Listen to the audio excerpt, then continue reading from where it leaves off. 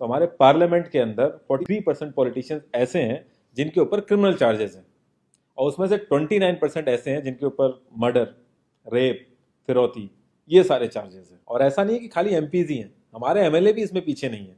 अगर मैं 2015 दिल्ली इलेक्शन की बात करूं तो उसमें 70 में से 43 नेता ऐसे जीत के आए थे जिनके ऊपर क्रिमिनल चार्जेस थे। और अगर करंट की बात करें तो 37 एमएलए ऐसे हैं जिनके ऊपर क्रिमिनल चार्जेस हैं। और ये ऐसा नहीं है कि किसी ने आरोप लगा दिया या एफआईआर है, ये वो चार्जेस हैं जो सुप्रीम कोर्ट के अंदर फ्रेम हो चुके हैं। मतलब पुलिस गई है वहां पे, उसको एविडेंस कंफर्म हुए हैं, आई विटनेसेस मिले हैं, ये वो चार्जेस हैं।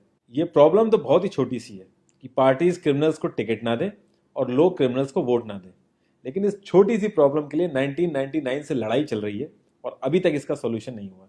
1999 में एसोसिएशन फॉर डेमोक्रेटिक रिफॉर्म, जिसे एडीआर नाम से ज्यादा जानते हैं लोग, इन्होंने जो भी क्रिमिनल्स हैं पॉलिटिक्स में, इनके लिए एक पीआईएल डाली दिल्ली हाई कोर्ट में, और दिल्ली हाई कोर्ट ने उसको एक्सेप्ट भी कर लिया। जब दिल्ली हाई कोर्ट ने ये पीआईएल एक्सेप्ट की थी तो ये चीज़ वहीं ख़त्म हो गई थी। ये जो नेता जिन्हें हम जिता के लाते हैं ना, ये सब लोगों ने मिल के उस पीआईएल के अगेंस्ट में सुप्रीम कोर्ट में अपील कर दी। जब सुप्रीम कोर्ट से भी इनकी अपील खारिज हो गई तो हमें वो देखने को मिला जो हमने कभी नहीं देखा था, ये सारी पार्टियां एक हो गई।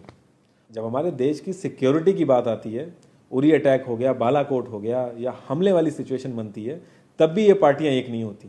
लेकिन इस चीज़ के लिए ये सारी पार्टियां एक हो गई थी, और ये सारी चीज़ें एक ही जगह आके फंस जाती हैं। इंडिया के कानून के हिसाब से जब तक किसी भी आदमी के ऊपर फाइनल जजमेंट नहीं आता तब तक वो बेकसूर है, और उसी चीज़ का फायदा उठता है। अगर कोई आईएएस पीसीएस की तैयारी कर रहा है और उसके ऊपर क्रिमिनल चार्जेस हैं तो उसे ऑफर लेटर नहीं मिलेगा। यहाँ तक कि क्लर्क की जॉब के लिए उसको दिक्कत आ जाएगी। लाखों कैदी ऐसे हैं जिन पे अभी जजमेंट नहीं आया है, जो अंडर ट्रायल है, उनको जेल में डाल रखा है। तो ये सारी चीज़ें जो एप्लीकेबल होती हैं सिर्फ पॉलिटिशियंस के लिए होती हैं, बाकी किसी के लिए नहीं। इतने बड़े सांसदीय क्षेत्र में पार्टियों के लिए इतना मुश्किल हो जा रहा है ऐसा कैंडिडेट ढूंढना जिसका कोई क्रिमिनल रिकॉर्ड ना हो। एडीआर की रिसर्च के हिसाब से क्रिमिनल कैंडिडेट के चांसेस 3 गुना ज्यादा होते हैं जीतने के क्लीन कैंडिडेट के मुकाबले। एक क्रिमिनल कैंडिडेट मनी और मसल पावर का परफेक्ट कॉम्बो बन जाता है। पार्टी के लिए फंडिंग इकट्ठी करनी हो, self financing, black money, campaigning के लिए फाइनेंस इकट्ठा करना हो, हर एक चीज में माहिर होते हैं। इसलिए पॉलिटिकल पार्टीज की ये पहली पसंद बन जाती है। पहले लोग इतनी डिमांड में नहीं थे, पहले वही भीड़ इकट्ठी करना, बूथ कैप्चरिंग, इन्हीं सब चीज़ों तक ये लोग लिमिटेड थे। लेकिन ये जैसे से इनकी वर्सेटैलिटी बढ़ती गई, ये पॉलिटिकल पार्टीज की पहली पसंद बनते गए।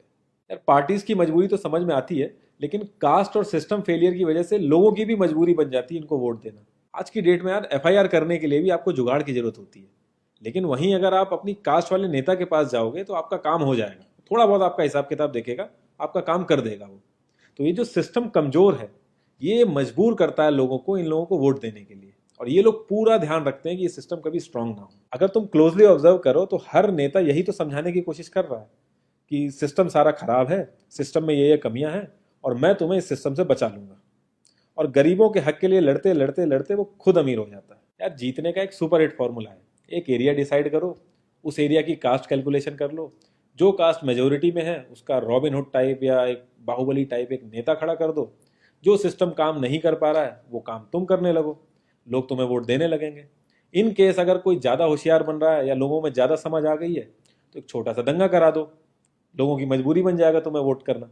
Centre for media studies CMS, इसके हिसाब से लास्ट लोकसभा जो 2019 का था उसमें 50,000 करोड़ से भी ज़्यादा पैसा इन्वॉल्व था। पूरे वर्ल्ड में इंडिया सबसे ज़्यादा पैसा खर्च करता है इलेक्शन में, यूएसए से भी ज़्यादा।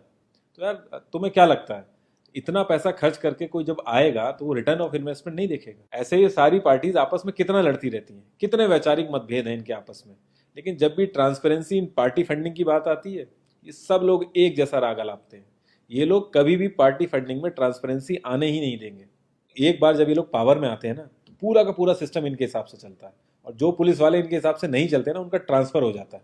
144 पुलिस ऑफिसर्स 1 लाख लोगों की सिक्योरिटी देख रहे हैं, और जब हमारे नेताओं की बात आती है तो 47,000 पुलिस वाले 14,842 नेताओं को सिक्योरिटी दे रहे हैं। अब बाहुबलियों को क्या जरूरत है सिक्योरिटी की? कभी किसी क्रिमिनल को देखा है जिसके आगे पीछे आईएएस पीसीएस पुलिस वाले जी हजूरी कर रहे होते हैं? बहुत ही वर्स्ट सीन होता है वो। हर साल रिपोर्ट्स आती हैं कि 75% से भी ज्यादा लोगों को पुलिस पे भरोसा ही नहीं है। इंडिया एक लौती ऐसी जगह है जहां पे पुलिस को देख के इंसान सेफ फील करने की बजाय डरता है। एक 15 साल के बच्चे तक को पता है कि आईपीएल में सट्टा लगाने के लिए किसके पास जाना है, लेकिन हमारी पुलिस को नहीं पता। और ये सारा सिस्टम, ये जो वीक सिस्टम है, हमारे नेताओं को बहुत सूट करता है, क्योंकि जिस दिन ये स्ट्रांग हो गया तो इन सब की दुकानें बंद हो जाएंगी। इंडिया की 65% आबादी 35 की एज से नीचे है, जो हमारा लोकसभा है उसकी एवरेज एज है 54 और राज्यसभा की एज 63.5 है। एक दो केस अगर छोड़ दें तो आम आदमी के लिए पॉलिटिक्स में घुसने का रास्ता नहीं है। अगर आप गूगल पे सर्च करोगे ना टॉप 10 यंग पॉलिटिशियंस, तो एक भी नाम उसमें ऐसा नहीं होगा जिसका कोई फैमिली से पॉलिटिकल कनेक्शन ना हो। आज़ादी के बाद से 0.5% से भी कम पॉलिटिशियंस ने अपने बच्चों को आर्मी में भेजा है। वहां नहीं भेजते ये लोग। हम लोग इनसे मैनिफेस्टो में डिमांड ही कहाँ करते हैं। हम तो बस रिलीजियस मुद्दे देखते हैं मैनिफेस्टो में और खुश हो जाते हैं।